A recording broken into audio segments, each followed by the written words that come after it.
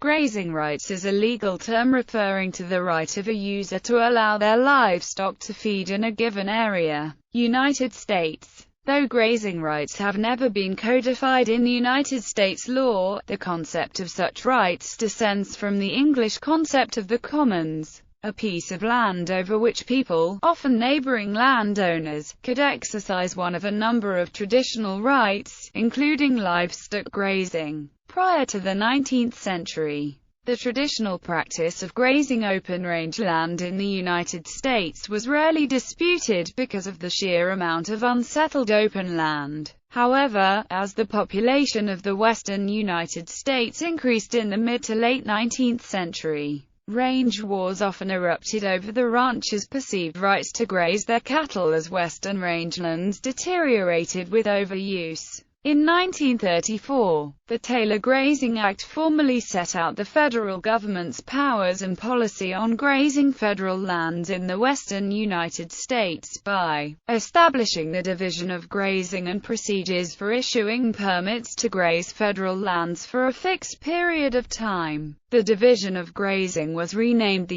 U.S. Grazing Service in 1939 and then merged in 1946 with the General Land Office to become the Bureau of Land Management, which along with the United States Forest Service oversees public lands grazing in 16 western states today. However, grazing was never established as a legal right in the U.S., and the Taylor Grazing Act authorized only the permitted use of lands designated as available for livestock grazing while specifying that grazing permits convey no right, title, or interest to such lands. Although the regulations stipulated by the Taylor Grazing Act apply only to grazing on Bureau of Land Management lands, the Chief of the Forest Service is authorized to permit or suspend grazing on Forest Service-administered property, and many Forest Service grazing regulations resemble those of the Taylor Grazing Act. Dalmatia. Judgments about grazing rights are in Dalmatia a fundamental part of the jurisprudence.